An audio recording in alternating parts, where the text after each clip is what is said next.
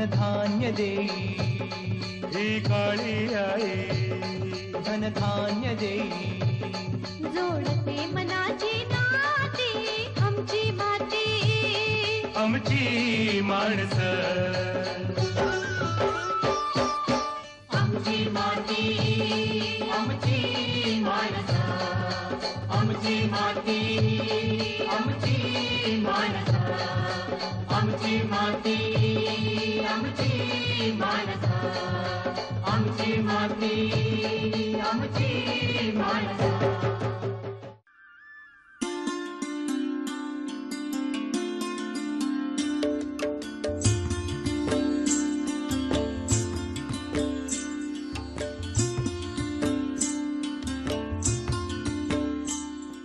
नमस्कार मंडळी, आमची माती आमची माणसं या कार्यक्रमात आपलं स्वागत. मंडळी, आपल्या देशामध्ये तसंच परदेशातून फुलांना प्रचंड मोठ्या प्रमाणात मागणी आहे.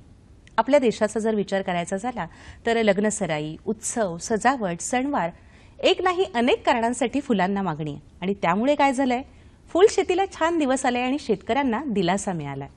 मंडळी, हीच फुल शेती जर यांत्रिकीकरणाच्या माध्यमातून केली तर वेळ, पैसा आणि कष्ट या तिघांचीही बचत होते आणि भरपूर फायदा होतो. याच बाबत आज जाणून घेऊया.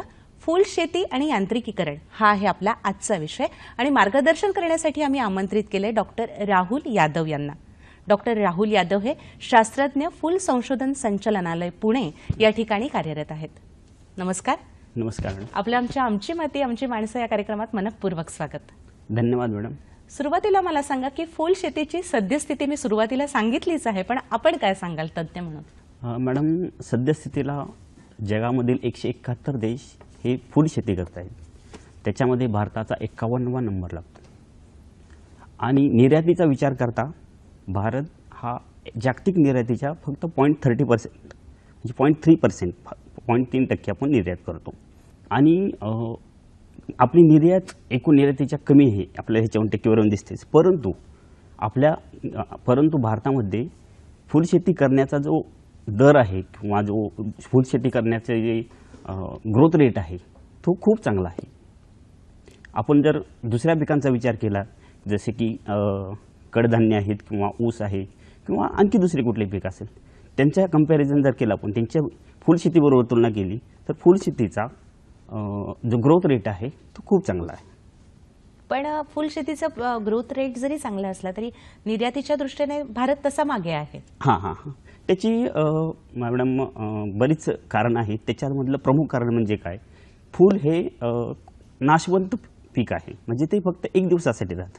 एका दिवसानंतर त्याची काही व्हॅल्यू नाही.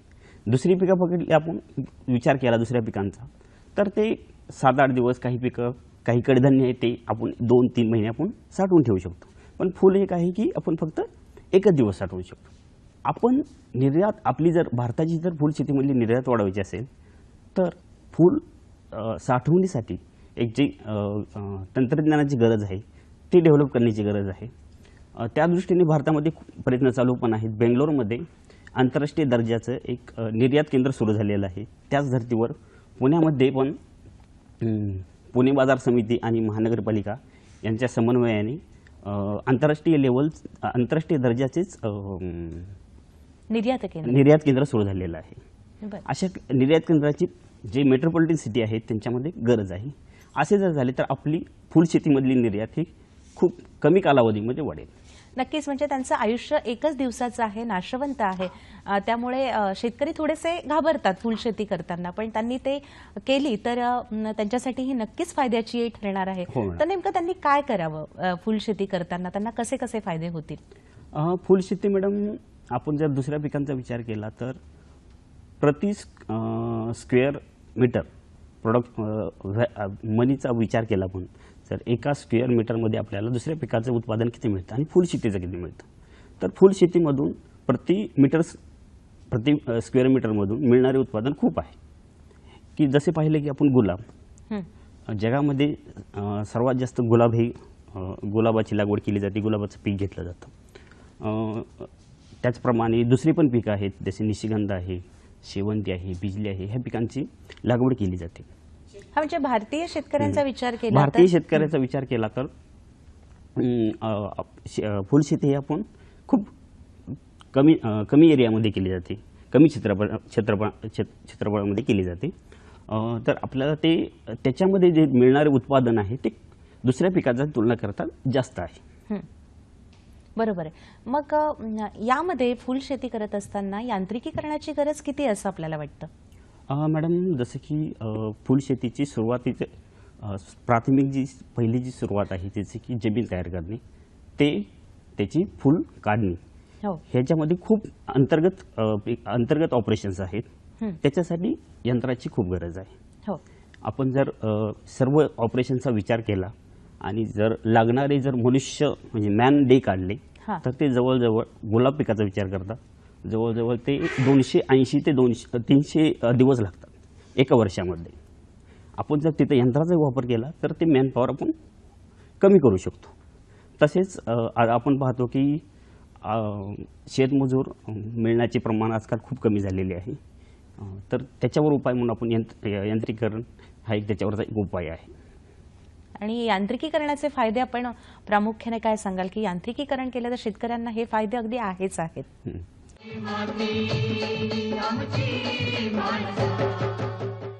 आणि यांत्रिकीकरणाचे फायदे आपण प्रामुख्याने काय सांगाल की यांत्रिकीकरण केलं तर शेतकऱ्यांना हे फायदे अगदी आहेच आहेत? जसे मॅडम आपण बघतो की सुरुवातीला आपण विडिंग आहे, प्लॅन्टिंग करायचं आहे, आपण क्रॉप आहे प्लॅन्ट करायचं आहे, त्यावेळेस लागणारी जी मॅनपॉवर आहे ती वाचू शकते. त्याच्यानंतरचं ऑपरेशन आहे विडिंग आहे, विडिंग करण्यासाठी आपल्याला मॅनपॉवर लागणार आहे ते वाचू शकते. त्याच्यानंतरचे आहे स्प्रेइंग आहे. इंटरकल्चरल ऑपरेशन फुलशेतीमध्ये भरपूर आहे, जसे की स्प्रेइंग आहे, इरिगेशन आहे, ट्रेनिंग प्रूनिंग आहे. या ऑपरेशनसाठी आपल्याला मॅनपॉवरची गरज आहे आणि ते मिळणं आजकाल खूप कठीण झालेलं आहे. मग त्याच्यावरचा उपाय एकच आहे म्हणजे यांत्रिकीकरण. बरं. यांत्रिकीकरणामुळे मुळात कष्ट कमी होतात असं आपल्याला म्हणता येईल त्यातनं. आणि यांत्रिकीकरण हे नेमकं कशा पद्धतीनं केलं जातं म्हणजे त्यातनं ती पद्धत आपण समजून घेऊच या की अगदी मशागतीपासून यांत्रिकीकरण आपण करतात, पण त्यामुळे शेतकरी बांधवांना उत्पन्न किती मिळतं म्हणजे वाढ किती होते? उत्पन्न आपण यांत्रिकीकरणामुळे उत्पन्नामध्ये किती फरक पडतो याचं जर आपल्याला गणित करायचं म्हणजे काढायचं असेल तर की सुरुवातीचं जी लँड प्रिपरेशन आहे आणि पोस्ट हार्वेस्ट मॅनेजमेंट याच्यामध्ये लागणारे जे मजूर आहेत ह्यांचा विचार केला तर 288 ते 300 दिवस लागतात. 300 दिवस आणि एका मजुराचे एका दिवसाचं त्याची मजुरी आहे ते जवळजवळ 250 ते 300 आता झालेले आहे. हे मल्टिप्लाय केलं तर एका वर्षामध्ये जवळजवळ आपल्याला 60 ते 70 हजार रुपये मजुरीपोटी द्यावं लागतात. आपण यामध्ये जर यांत्रिकीकरण केले सुरुवाती म्हणजे लँड प्रिपरेशनपासून ते पोस्ट हार्वेस्टिंग म्हणजे फुलं काढण्यापर्यंत तर ते आपण 50% किंमत आपण कमी करू शकतो. म्हणजे आपण त्याच्यामधले 30 ते 40 हजार रुपये आपण वाचवू शकतो. ही पहिली गोष्ट. दुसरी गोष्ट अशी आहे की तुम्ही जर त्याच्यामध्ये यांत्रिकीकरण केलं तर प्रत्येक ऑपरेशनमध्ये जी ॲक्युरसी लागते ते येते. उदाहरणार्थ आपण स्प्रेइंग घेतलं,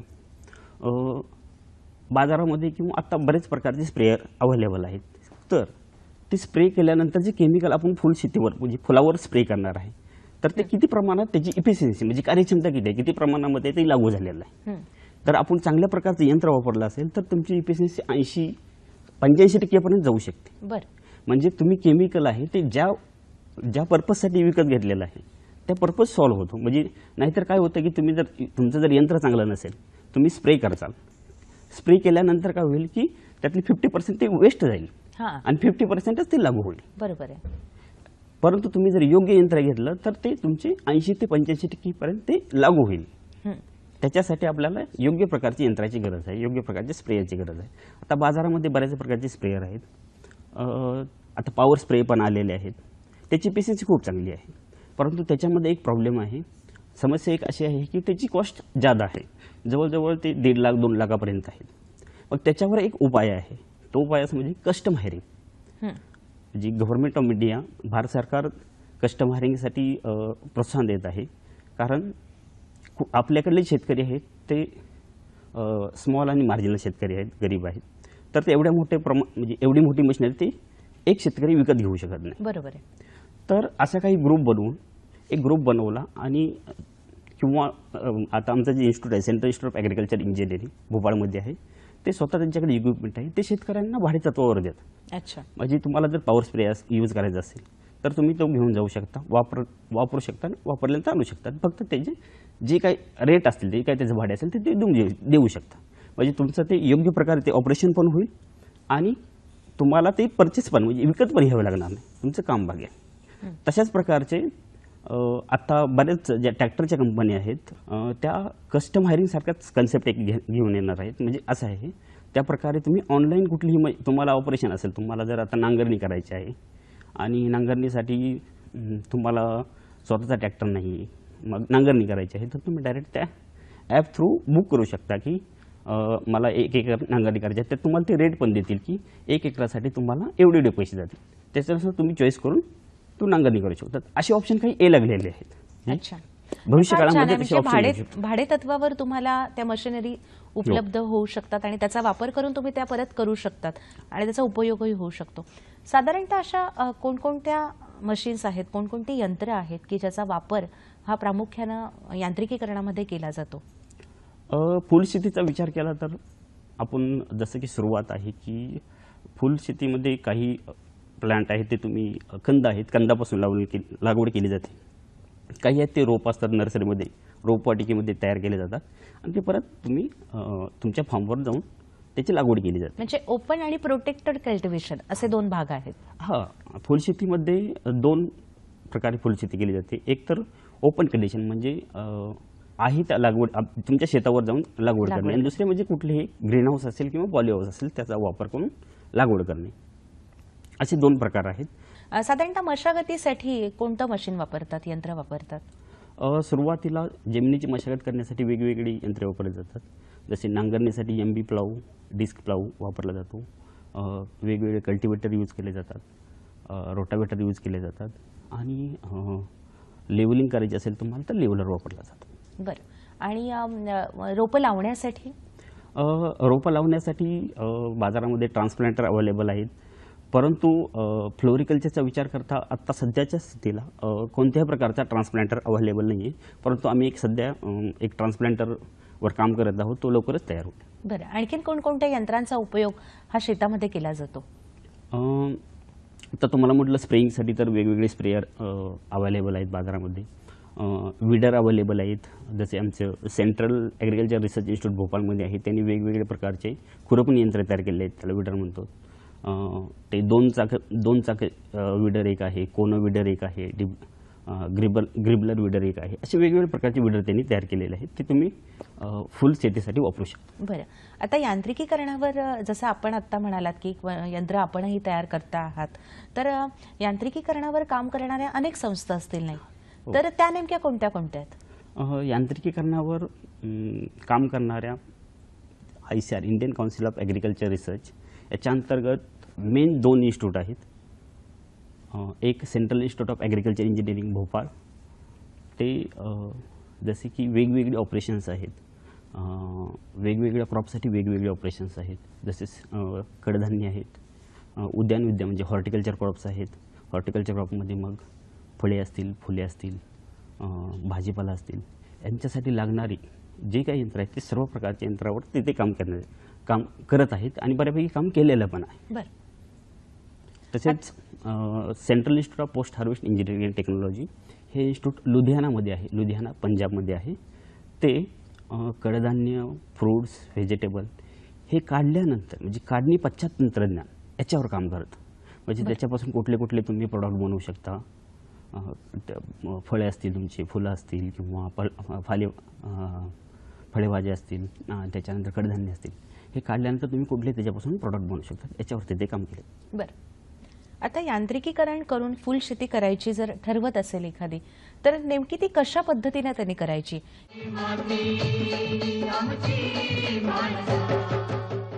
आता यांत्रिकीकरण करून फुल शेती करायची जर ठरवत असेल एखादी, तर नेमकी ती कशा पद्धतीने त्यांनी करायची? यांत्रिकीकरणाचा म्हणजे यंत्रांचा वापर करताना त्या शेतकऱ्यांना नेमकी काय काळजी घ्यायची? मॅडम, यंत्राचा वापर करताना सगळ्यात बेसिक जो त्याची काळजी आहे, त्याची ऑपरेशन झाल्यानंतर, जसे की आता मी विडर म्हटलो किंवा स्प्रेयर आहे, की ते ऑपरेशन झाले की ऑपरेशन झालं तर स्प्रेयर असेल, ऑपरेशन झाल्यानंतर ते व्यवस्थित क्लीन करणे, स्वच्छ करणे आणि ज्याची जी स्टोरेज आहे स्टोरेज हाऊस आहे त्याच्या योग्य ठिकाणी ठेवणे. कारण काय होतं की तुम्ही ऑपरेशन झाल्यानंतर जर तुमचं यंत्र योग्य प्रकारे आणि योग्य ठिकाणी न ठेवले, त्याच्यानंतर त्याची योग्य ठिकाणी त्याची स्वच्छता न करणे, याच्यामुळे त्याला गंज लावतो आणि ठराविक काळानंतर असं होतं की त्याची इफिशियन्सी म्हणजे त्याची कार्यक्षमता कमी होते. म्हणजे लहान लहान गोष्टी आहेत त्याची आपल्याला काळजी घेण्याची गरज आहे. बरं, गवत वगैरे येतं फुल पिकामध्ये, तर ते काढण्यासाठी काही यंत्र आहे? गवत काढण्यासाठी जसं तुम्हाला मी आत्ता म्हटलं की एक कोनो विडर आहे, 2 चाकी विडर आहे, त्याच्यानंतर एक ग्रबलर विडर आहे.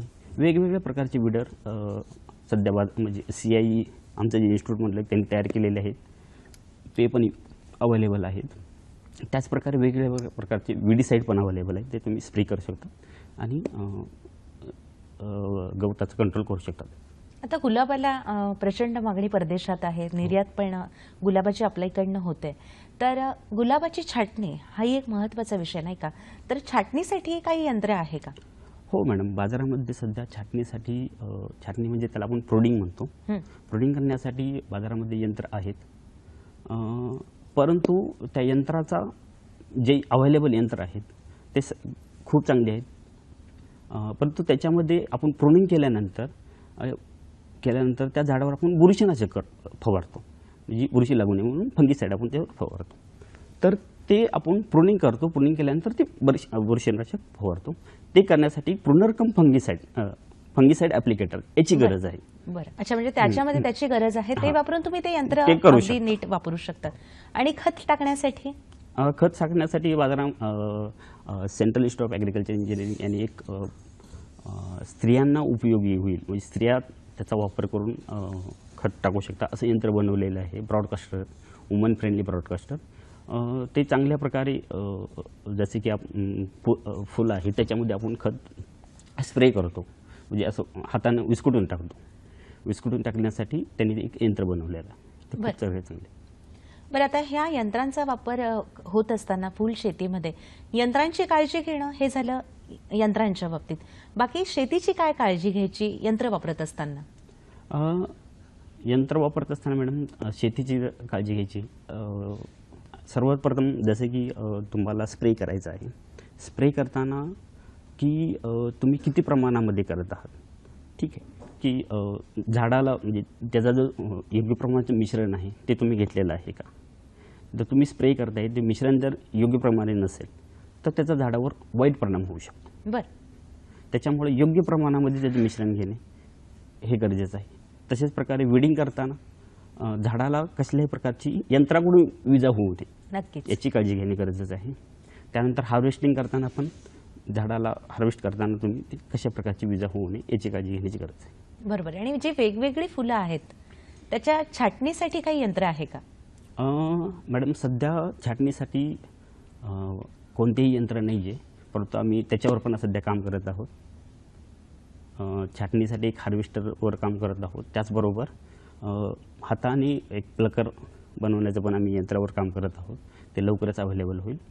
बरं, आता हे झालं आपण ओपन ज्या ठिकाणी शेतीत जी फुल शेती केली जाते, फुल पीक घेतलं जातं त्याविषयी. पण नर्सरीमध्ये सुद्धा अनेक फुलप्रेमी किंवा शेतकरी बांधव ही शेती करताना आपल्याला दिसतात. तर नर्सरीसाठी कोणकोणत्या प्रकारचे यंत्र आपल्याकडे उपलब्ध आहेत? मॅडम नर्सरीमधले वेगवेगळे ऑपरेशन्स आहेत. त्या ऑपरेशनमधलं सगळ्यात महत्त्वाचं ऑपरेशन आहे की जसं नर्सरीमध्ये जे आपण रोप आहे ते ट्रेमध्ये, बॅगेमध्ये आणि जो पॉट आहे त्याच्यामध्ये वाढवलं जातं. हो. तर ट्रे, पॉट आणि बॅग याच्यामध्ये सुरुवातीला आपण जे ग्रोईंग मीडिया म्हणजे सॉईल असेल किंवा दुसरा कोकोपीट असेल हे मीडिया आपण त्याच्यामध्ये भरतो. भरल्यानंतर ते थोडं कॉम्पॅक्ट करतो, म्हणजे थोडं दाबतो आपण त्याला. हो. दाबल्यानंतर जर काही वेळेस आपण त्यावर वॉटर स्प्रे करतो किंवा आणि काही वेळेस करत नाही. त्याच्यानंतर आपण ते डीपली म्हणजे होल करतो. होल करून त्याच्यानंतर आपण त्याच्यामध्ये सीड लावतो. बरोबर. हे सर्व प्रोसेस आता आपण मॅन्युअली करतो, म्हणजे आपण मॅन्युअली हाताने करत आहोत. तर त्याच्यासाठी एक यंत्र बनवण्यात आलेलं आहे की त्याच्यामध्ये तुम्ही सुरुवातीत जसे की तुम्हाला सॉईल भरायची आहे, ते कॉम्पॅक्ट करायचे आहे, होल पाडायचं आहे आणि परत तुम्हाला त्यात बी लावायचं आहे. हे सर्व प्रोसेस तुम्ही ते यंत्राद्वारे करू शकता. फार छान. म्हणजे नर्सरीमध्ये हे यंत्राद्वारे सगळं होतं, म्हणजे ते योग्य प्रमाणात योग्य पद्धतीने ते होत असेल. हां, पण बऱ्यापैकी जेवढे नर्सरी आहेत त्या सर्व नर्सरी आणखी पण हे यंत्र अवेलेबल आहे, परंतु सर्व बऱ्यापैकी ज्या रोपवाटिका आहेत त्या सर्व मॅन्युअलीच करत आहेत, म्हणजे मजुराकडूनच करून घेत आहेत. हो. तर तिथं हे यंत्राद्वारे केलं तर त्याच्यामध्ये त्यांची इफिशियन्सी वाढेल आणि लागणारा जो कालावधी आहे तो पण वाचेल. अजून साधारणतः कोणकोणती यंत्र नर्सरीमध्ये वापरली जातात? नर्सरीमध्ये सर्वात महत्त्वाचं तुम्हाला आता मी हो. एक यंत्र सांगितलं. त्यानंतर जसं की तुम्हाला ट्रान्सप्लांट करायचं आहे, हो. प्लगमधून काढलेलं आहे आणि ते ट्रान्सप्लांट करण्यासाठी ट्रान्सप्लांटर वापरला जातो. सीडिंग करण्यासाठी वेगवेगळे दुसरे पण यंत्र आहेत, ते पण सीडिंगसाठी वापरले जातात. म्हणजे जसं की आता मी तुम्हाला हे ट्रेमध्ये सांगितलं, काही नर्सरीमध्ये ते जमिनीवरच रोपांची लागवड म्हणजे केली जाते. त्याच्यासाठी सीडलिंग जे सीडर आहेत ते त्याचा वापर करून तुम्ही त्याचं पेरणी करू शकता. बरं. पण मग वेगळ्या वेगळ्या फुल पिकांसाठी वेगवेगळी यंत्र गरजेची आहेत का? अशी काही विशिष्ट यंत्र आहेत की ती सगळ्या फुल पिकांना चालतात? मॅडम, फुल पिकांसाठी तर जे काही यंत्र आहेत ते सर्व कॉमनच आहेत, वेगळी यंत्र घेण्याची गरज नाही. त्याचबरोबर जे दुसरी पिकं आहेत त्यांच्यासाठी आणि फुल शेतीसाठी सुद्धा तुम्ही एक कॉमन यंत्र वापरू शकता. जसं की आता तुम्हाला मी म्हटलं की मशागतीसाठी लागणारे यंत्र हे सर्व पिकांना तुम्ही वापरू शकता.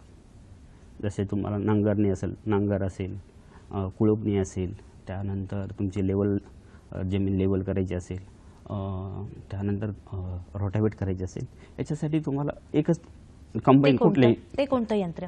रोटावेटर आहे, एमबी प्लाव आहे, डिस्क प्लाव आहे, हे तुम्ही सर्व पिकांसाठी वापरू शकता. त्यानंतर विडरमध्ये कसं आहे की 2 रोपामधले अंतर आणि 2 तुमच्या ज्या लाईन आहेत त्याच्यामधलं अंतर हे ज्या पिकाचं सेम आहे त्या पिकांसाठी तुम्ही ते विडर वापरू शकतो.